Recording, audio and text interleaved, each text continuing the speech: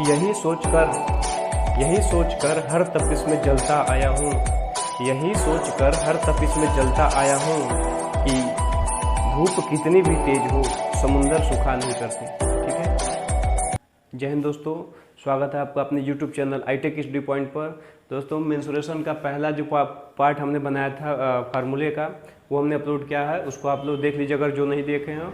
और ये आज हम लोग सेकेंड पार्ट फार्मूले का क्या है, सेकेंड पार्ट है, पार्ट सेकेंड। ठीक है, फार्मूले का पार्ट सेकेंड आज हम लोग उस पर चर्चा करेंगे। उसके बारे में ये क्या है, 3D शेप का है, घन, घनाभ, फिर उसके बाद से स्फेयर मतलब आपका गोला, फिर सिलेंडर, फिर उसके बाद से शंकु, ये सब हम लोग आज पढ़ेंगे, उसके फार्मूले के बारे में चर्चा करेंगे। ठीक है, तो अब देखिए घनाभ फार्मूला फिगर में पहले बना देता हूँ।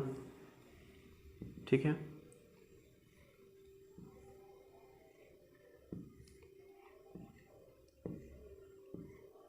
अब आप कोई भी एक डब्बा ले लीजिए जो आयत था, जैसे आयत है मैंने बताया था, तो आयत अगर कोई एक पेज देखेंगे तो वो आयत होगा।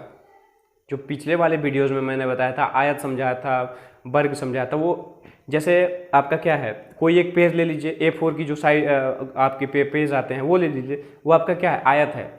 लेकिन वहीं पे आप एक डब्बा ले लीजिए, कोई भी एक डब्बा, जैसे आप लोग जिसमें गिफ्ट पैक कराते हैं वो डब्बा, चाहे कोई भी डब्बा, वो क्या आ जाता है, घनाभ उसे कहते हैं। और अगर सभी साइड बराबर हैं, चाहे उसकी लंबाई भी बराबर हो, चौड़ाई भी बराबर या ऊंचाई भी बराबर हो, तो वो आपका क्या होगा, घनाभ। जैसे घन या घनाभ का सबसे बेस्ट एग्जाम्पल है आपका कमरा। आपका कमरा आपका उसका बेस्ट एग्जाम्पल है कि उसको देखिए कि उसकी लंबाई, उसकी चौड़ाई, उसकी ऊंचाई, तो वो पूरा आपका क्या होता है, घनाभ होता है। अगर वही लंबाई, चौड़ाई, ऊंचाई बराबर हो तो वो घन होगा, और डिफरेंट हो मतलब अलग अलग होगा तो क्या होगा, क्यूबाइड आपका घनाभ होगा। ठीक है, तो उसी पर हम लोग चर्चा करेंगे। ये घन आपका है, तो घन जैसे मैंने क्यूब बताया, मतलब क्या है, उसकी साइड, तीनों साइड जो है सेम है। तो अगर तीनों साइड सेम होगी तो अब इसमें देखिए, यहाँ से इसको थोड़ा सा ध्यान दीजिए, ये जो साइड है और ये, ठीक है, दो और एक ऊपर वाली, यही तीन साइड हम लोग पता करते हैं, बाकी सब निकल जाता है। तो ये भी ए, ये भी ए, और ये हाइट भी क्या है, ए। ये लिखने से ध्यान दीजिएगा। ठीक है, बस इसी पर लिखने से थोड़ा आपको ध्यान देना है, लिखने पर। ठीक है, तो अब इसका क्या होता है, एरिया। इसका भी क्या होगा, एरिया। क्या होगा, एरिया। क्या निकालेंगे हम लोग, क्यूब का एरिया फाइंड करेंगे। तो क्यूब का एरिया मतलब होता है कि इसका क्षेत्रफल। अब देखिए, जो 3D शेप होते हैं उसमें आपके दो क्षेत्रफल निकलते हैं। हम लोग पार्ट 1 में जो 2D शेप में निकाले थे, 2 डायमेंशन शेप या 3 डायमेंशन शेप, तो उसमें दो एक आपका एरिया निकला था। लेकिन इसमें जितने भी शेप होके होंगे 3D में, वो उसके दो आपके क्या निकलेंगे, एरिया निकलेंगे। तो एक निकलता है कि संपूर्ण पृष्ठ मतलब टोटल क्षेत्रफल, ठीक है, और एक होता है कर्व्ड सरफेस एरिया, कहीं कर्व्ड होगा कहीं। ठीक है, तो एक कर्व्ड होता है, तो यही हमने लिख दिया यहाँ पे, ध्यान दीजिए कि ये एरिया हो गया, ऊपर हमने लिख दिया, और यहाँ पे हो गया कर्व्ड। ठीक है, और ये हो गया टोटल एरिया मतलब क्षेत्रफल, curved area, curved surface area. ठीक है, और उसके बाद से टोटल सरफेस एरिया, ये ध्यान रखिए। तो curved surface area, curved surface area में हम लोग क्या करेंगे कि 4 साइड ऊपर का छोड़ देंगे, नीचे का छोड़ देंगे। ये जो चारों साइड है उसका क्या कर देंगे, देखिए एरिया ध्यान रखना है कि जो कर्व्ड सरफेस एरिया, यही आपको डिस्टर्ब करता है। कर्व्ड सरफेस एरिया क्या करता है, डिस्टर्ब करता है।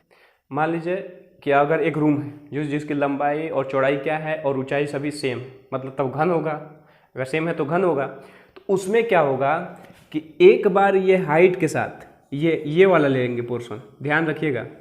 ठीक है, एक बार ये हाइट के साथ ये वाला पोर्शन, फिर एक बार हाइट के साथ ये बेस, मतलब एक बार एल के साथ ये आपका देखिए एच आपका हाइट हो गया, और उसके साथ एक बार लेंथ वाला पोर्शन लेंगे, और एक बार एच के साथ ये। बस आपको ध्यान देना है कि नीचे जिस पर हम लोग चलते हैं रूम में, रूम पर ध्यान दीजिएगा। आप रूम पे कल्पना करिए, तभी समझ में आएगा कि जो रूम का जो नीचे सरफेस होता है जिस पर हम लोग चलते हैं, वो काउंट एक क्या होगा, वो काउंट नहीं होगा। और ऊपर जो छत है वो काउंट नहीं होगा जब कर्व्ड सरफेस एरिया पूछेगा। तो बाकी जो चारों दीवार होते हैं, जैसे मान लीजिए ये दीवार हो गया, इधर इधर इधर, बस इसका जो क्षेत्रफल निकालेंगे तो वो आपका कर्व्ड सरफेस एरिया का मतलब क्या होगा, वक्र पृष्ठ कह लीजिए, हिंदी में वक्र पृष्ठ बोलते हैं, तो उसका क्षेत्रफल एरिया होगा। ठीक है, लेकिन जब टोटल पूछेगा तो चारों रूम का तो मिलाएंगे, चारों दीवार का तो मिलाएंगे, लेकिन उसके साथ नीचे और ऊपर जो छत है और जिस पर हम लोग चलते हैं ये भी आपको मिलाना पड़ेगा, तभी आपका टोटल निकलेगा। आई बात समझ में? तो अब कर्व्ड पूछ रहा है, तो कर्व्ड मतलब जिस पर हम लोग चलते हैं वो नहीं होगा और छत नहीं होगा, तो बाकी चारों दीवार तो होंगे ना। तो चारों दीवार होंगे तो अब जब आपके जो घन है चारों साइड सेम है तो बस सिंपल है कि 4 और a², चारों साइड का है ये है, 4 कमरों का निकालना है तो उसका क्षेत्रफल a² होता है और 4 कमरों का निकालना है तो 4a²। ठीक है, जैसे मैंने क्या बताया था वृत्त में। ठीक है, ये क्यूब मतलब सभी सेम है, तो ये अगर सब सेम है तो ये इसका एरिया क्या हो जाएगा a², मतलब एक दीवार का क्षेत्रफल हो गया a², और वैसे 4 दीवार का निकालना है तो 4a², 4a² हो जाएगा। समझ में आया? और अगर टोटल पूछेगा तो ये बताइए क्यूब में कितने क्या होते हैं, सतह होते हैं, कितने सरफेस होते हैं? तो 6। देखिए इधर 1 2 3 4, नीचे 5 और ऊपर 6, तो 6 सतह। तो जब टोटल पूछेगा तो 6a²। आई बात समझ में? तो जब अगर कर्व्ड सरफेस एरिया पूछेगा तो 4a², टोटल सरफेस एरिया पूछेगा तो 6a²। अब उसके बाद से आता है इसका वॉल्यूम। इसमें क्या निकालते हैं हम लोग? उसमें क्या निकालते थे? उसमें कुछ नहीं, उसमें परिमाप निकालते, इसमें वॉल्यूम निकालेंगे। वॉल्यूम मतलब होता है आयतन, कि उसका आयतन कितना होगा। ठीक है, तो आयतन मतलब होता है कि ए इसकी लंबाई चौड़ाई ऊंचाई, लेंथ ब्रेथ और हाइट का गुणा कर दे। तो इसमें सब सेम ही है तो इसलिए हो जाएगा a × a, तीनों सेम है यानी a³। ए जहाँ आपका साइड है, ये ध्यान रखते, जहाँ हम ए लिख रहे हैं यानी वो साइड है, यहाँ ए है मतलब साइड का स्क्वायर, यहाँ a² मतलब साइड का स्क्वायर, तो a³ हो जाएगा। यानी वॉल्यूम कितना आ गया? a³। ये आ गया आपका आयतन का। अब हमको क्यूबाइड में ज़्यादा बताने की जरूरत नहीं है। क्यूबाइड में क्या करेंगे, इसमें थोड़ा अलग होता है, जैसे लेंथ भी अलग होगा, हाइट भी अलग होगा। ठीक है, आपका ये रूम है, ये थोड़ा सा यहाँ ले लेते हैं। ठीक है, ये आपका रूम है, तो ये बराबर नहीं, इसमें क्या लेंथ आपका अलग है। जैसे अब आजकल हर रूम रहता है, मैक्सिमम 90% रूम है कि उसकी लंबाई अलग होगी, चौड़ाई अलग होगी, ऊंचाई अलग होगी। ठीक है, तो आजकल ज़्यादातर रूम आपके किस में होते हैं? क्यूबाइड में होते हैं। या कोई डब्बा ले लीजिए जो क्या आता है, सिरप आती है, उसकी भी डब्बा देख सकते हैं, या कोई दवा की डब्बा, कोई भी डब्बा, तो वो आपके क्या है, क्यूबाइड में है, कुछ क्यूब में होते हैं। तो अब इसमें क्या होगा, तो आप उसका भी यहाँ से निकाल लेते हैं कर्व्ड सरफेस एरिया। ध्यान दीजिएगा, ये कर्व्ड है और ये आपका टोटल सरफेस। तो मैंने बताया था एक बार लेंथ के साथ ब्रेथ वाला लेंगे और एक बार एक बार हाइट के साथ लेंथ वाला लेंगे और एक बार हाइट के साथ ब्रेथ वाला लेंगे। ठीक है, ये ध्यान रखना है, क्योंकि इसमें चारों दीवार ही का लेना है। क्यों हम लेंथ 2 बार नहीं ले रहे हैं, हम हाइट ही क्यों 2 बार ले रहे हैं? क्योंकि सभी दीवार में आप देखिए हाइट दे रहा है, सभी दीवार में हाइट दे रहा है, और हम नीचे हम लोग सरफेस नहीं ले रहे हैं और ऊपर नहीं ले रहे हैं, इसलिए लेंथ 2 बार नहीं ले रहे हैं, ब्रेथ 2 बार नहीं। ठीक है, तो यही बस ध्यान देना है। इसका फार्मूला हो जाता है आपका 2 टाइम h और l प्लस b, मतलब 2 इंटू हाइट और फिर ब्रैकेट में l प्लस b, मतलब लेंथ प्लस ब्रेथ, 2 गुणे ऊंचाई, ब्रैकेट में लंबाई प्लस चौड़ाई। ठीक है, ये हो गया कर्व्ड सरफेस एरिया। जब टोटल पूछेगा तो टोटल मैंने क्या बताया, इसमें लंबाई गुणे चौड़ाई, फिर चौड़ाई गुणे ऊंचाई, फिर चौड़ाई गुणे लंबाई, ये कर देंगे। तो आपका ये हो जाएगा कि LB plus BH plus HL, ये हो जाएगा आपका total surface area. Total surface area हो जाएगा। ठीक है, अब देखिए ये हो गया टोटल सरफेस। अब इसका हम निकालेंगे क्या, वॉल्यूम। क्या निकालेंगे? वॉल्यूम। आयतन क्या होगा? तो अब इसमें सब सेम साइड था, साइड सेम था तो a³ आ गया, लेकिन अगर इसमें साइड सेम नहीं रहेगा तो क्या हो जाएगा, L into B into H, मतलब लंबाई गुणे चौड़ाई गुणे ऊंचाई, उससे क्या निकलेगा, इसका वॉल्यूम निकलेगा। ठीक है, तो आई होप ये आपका पूरा फार्मूला समझ में आया। स्क्रीनशॉट ले लीजिए, समझ गए होंगे, आप बना भी सकते हैं अपने से। और उसके बाद से हम अगले चलते हैं स्फीयर पर।